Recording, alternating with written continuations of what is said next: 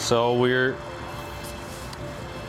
meeting my good friend Stefan, and he has his office up there, and we will show his Google Jamboard. We tried that already, I think, summer last year, but it was so hot and it just didn't work out. He was in LA, I was sitting here, and we tried to make a video about it. I know it's not the newest thing on the market, but many people still ask, do I need that? Do I want that thing? What can I do with it? So let's find out and see what he says.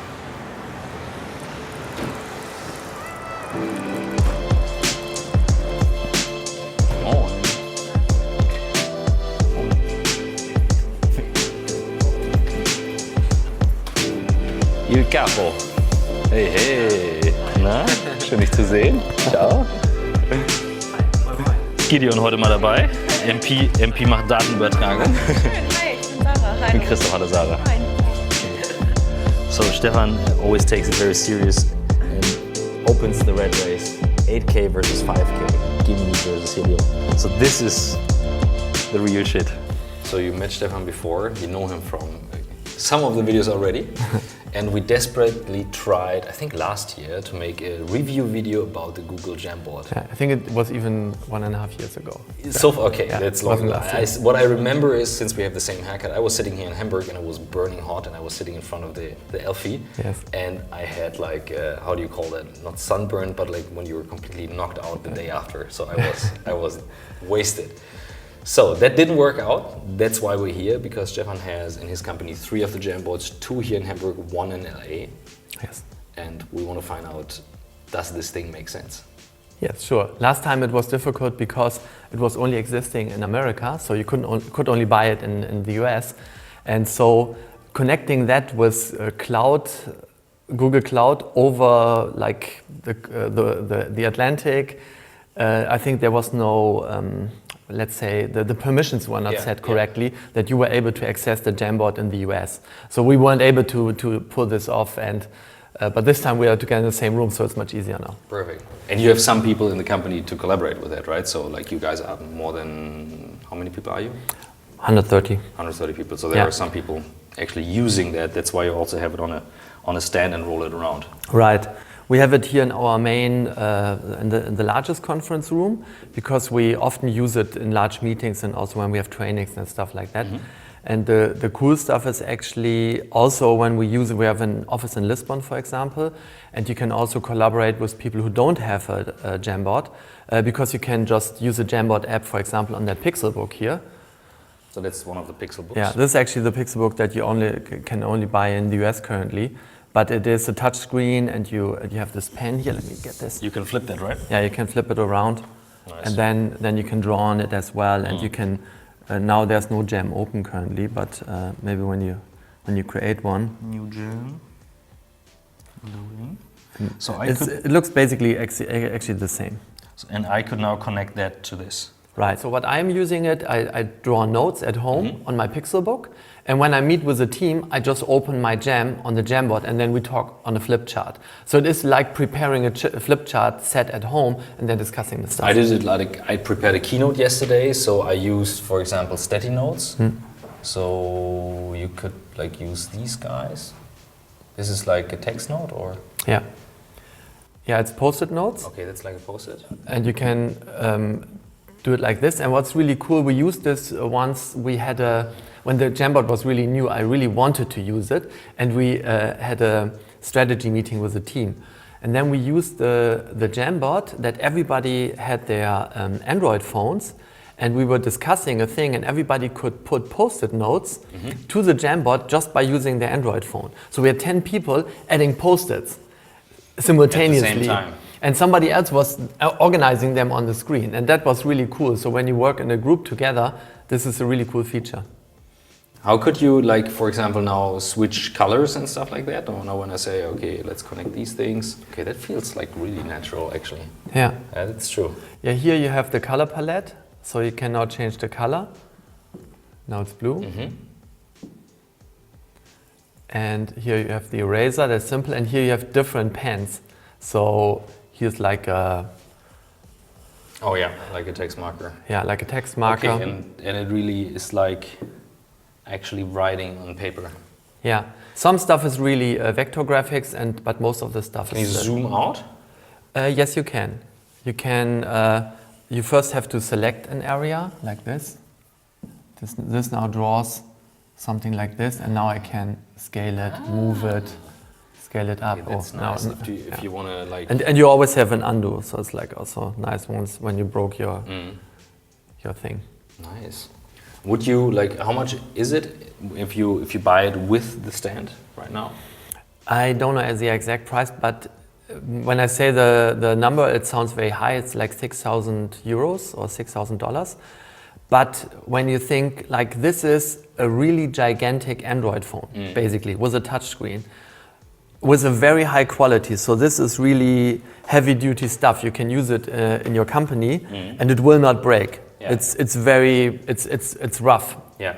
And so the price, I think, is actually very low. Of course, you can buy a lot of flip charts for it, and a lot of paper, but you cannot connect them, and yeah. So this basically. And what I get is definitely you have a different use case for paper if you still want that, and here, because here you can, like as you said, start at home, brainstorm, think about it, and then redo the jam and work with people. Yeah. I definitely see that, especially when you think of that we're now here synchronous and we don't meet all the time, but you kind of also can connect with people in a synchronous way if they're not there. So right. I get that. And then you have here, you can access Google Drive, so you can add Drive files on the screen. That makes sense. So if you want to work on a document and you want to discuss something, you can put it here. And what's also nice is actually this functionality, you can just search the web. Let's say we search for your company, Black Boat. And now you have here like results, so you can browse through the results, or you can, for example, add something.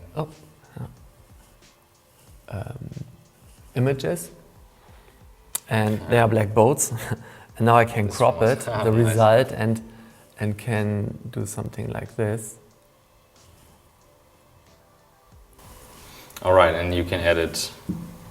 And now I have it from the web. So. Like that.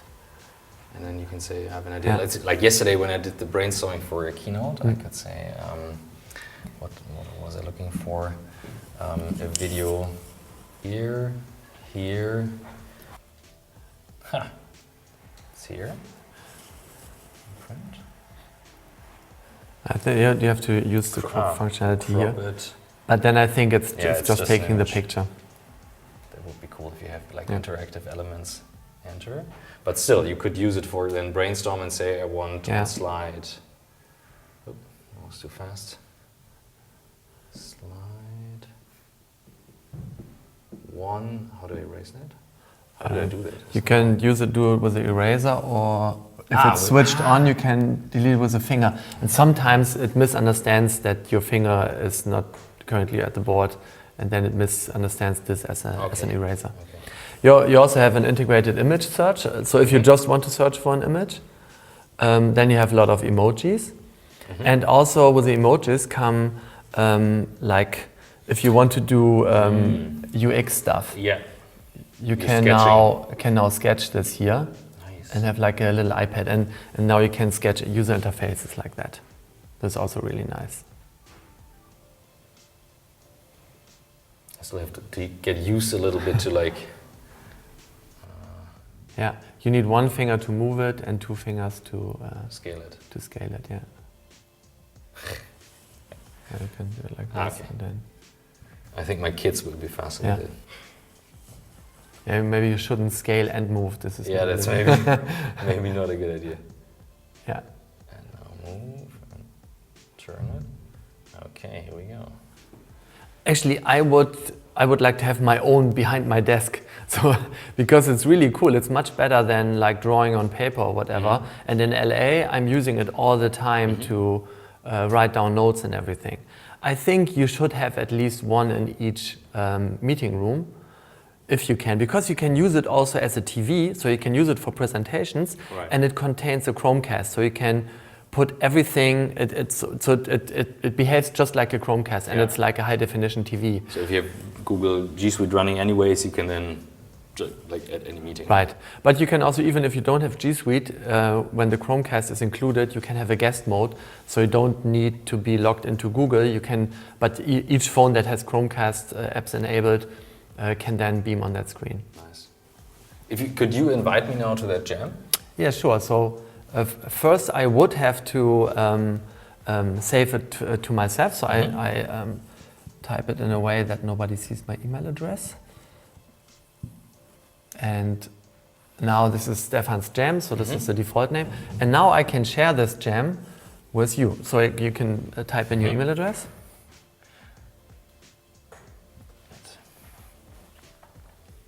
Adding external user, yes.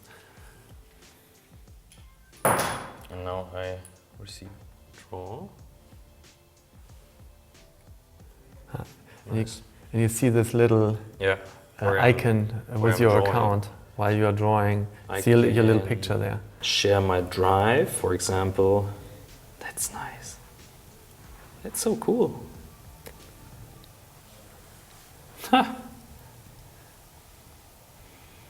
Zoom in, zoom out. I can zoom in a little bit to be more precise here. So on the phone, it's like also like super smooth. That's nice. That's a nice feature, because now you can really like say, okay, I have an idea here, share it, and let's work on that one. And let's do a post-it. This is really cool. Speech to Text. Hier kommen ein paar Ideen für meinen Vortrag nächste Woche, wir sollten uns mal dringend drüber unterhalten, ob wir nicht ein Video über unsere Kameras drehen, Punkt. Big boys and their toys. And now it's there. And this is really cool. So people can like be distributed over the whole planet and can add post-it notes to add ideas and stuff like that. So you can really use it to collaborate, and then people can organize at the same time, collaboratively. Yeah. And this is really cool when you use functionality like that. Nice. We need that, because we are all distributed, and actually we need one in each office, definitely. Yeah. That would make perfect sense. Another thing that is really cool is that they also provide a functionality that uses AI to create better looking pictures. So you can sketch something and Google guesses what you means and makes a better picture out of it. And this is like, this here, for example. So I can say like, take a pen. So let's see if this is recognized as a car. So here you see. Nice, yeah, okay. It now suggests, okay, maybe I want a nicer car like that one, and then I get a better car. And then I can, of course, zoom this and move this around. Yeah, nice. I think it's like they kept it very simple, but like what it does, providing the collaboration feature, and then does that very well. Yeah. Did you compare it to the Surface Hub from Microsoft? I never tried the Surface Hub. Just tried the first one, not the second one. The second one is now like screen to the end where you can add several ones. I think that's a nice feature, but I haven't seen too many of these in actual use. Yeah. I've seen more of these in use than the Microsoft Surface Hubs. Usually the Surface Hub, I see it in a CEO's office in a room and say like it's there and you could use it. Yeah. But nobody does, because nobody knows how to switch it on or whatever. So here, to me, it's a bit more like it's simple, but like what you really need. You want to collaborate, you want to share ideas, and then you go back to the drawing board later to like bring these ideas to life. Nice. Thanks for that insight. It's cool. Very good. Yes.